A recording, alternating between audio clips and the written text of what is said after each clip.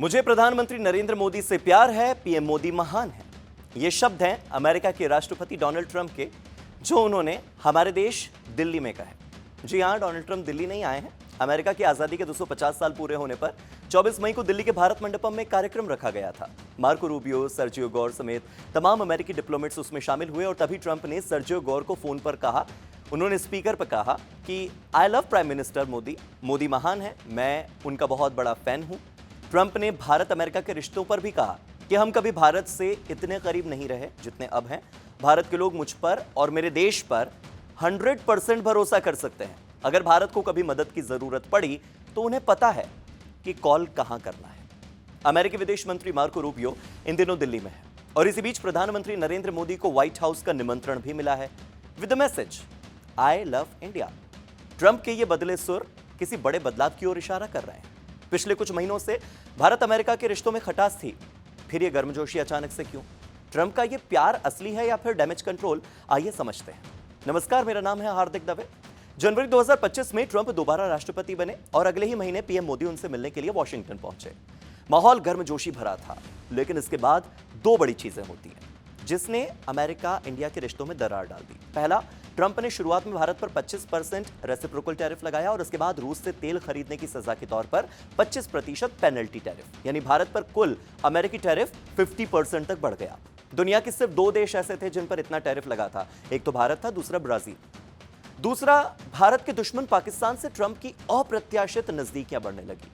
Operation सिंदूर की वजह से मई 2025 में भारत पाकिस्तान में तनाव जो था वो चरम पर था।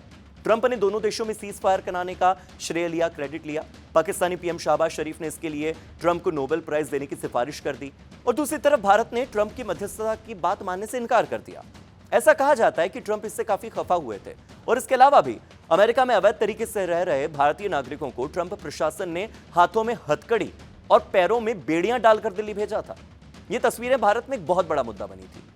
इसके अलावा विदेश मंत्री एस जयशंकर को संसद में जवाब देना पड़ा। यूक्रेन जंग के बाद से भारत और रूस आपस में सस्ता तेल खरीद रहे थे। ट्रंप की नाराजगी के बावजूद दिसंबर 2025 में पुतिन खुद दिल्ली आए और यह अमेरिका को सीधा संदेश था।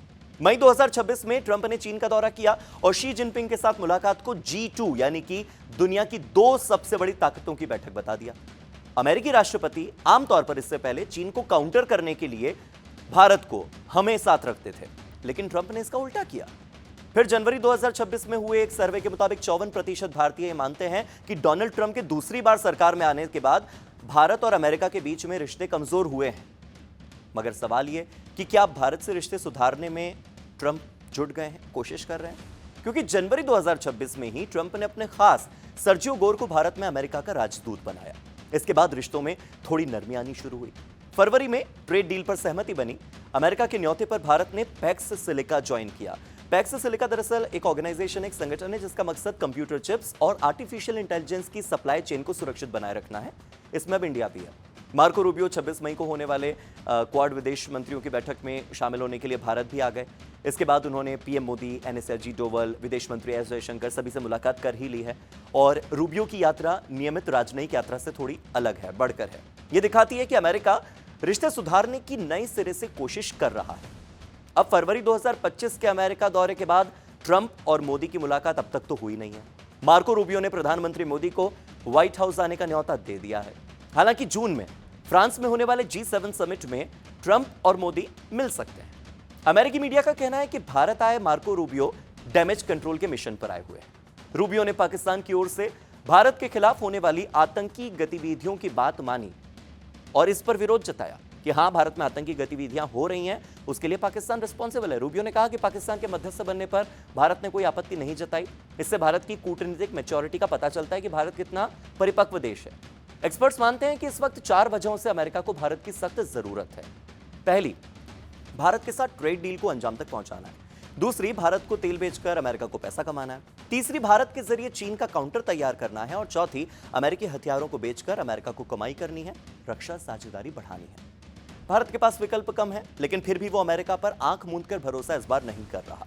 स्ट्रेटेजिक एक्सपर्ट्स के मुताबिक सत्ता में लौटने के बाद दोस्त कहते हुए डोनाल्ड ट्रंप ने कई बार इंडिया का अपमान किया, भारत पर दबाव डाला, हम पर पेनल्टी लगाई, टैरिफ लगाई। अब फिर वो मोदी को दोस्त बता रहे हैं, खुद को उनका फैन बता रहे हैं, मोदी को महान बता रहे हैं, आई लव इंडिया कह रहे हैं। इसीलिए अब शायद भारत धैर्य दिखाएगा, ट्रंप का कार्यकाल खत्म होने का इंतजार करेगा। भारत भी संदेश देने की कोशिश कर रहा है कि वो अमेरिका पर अब आंख बंद करके तो विश्वास नहीं करने वाला।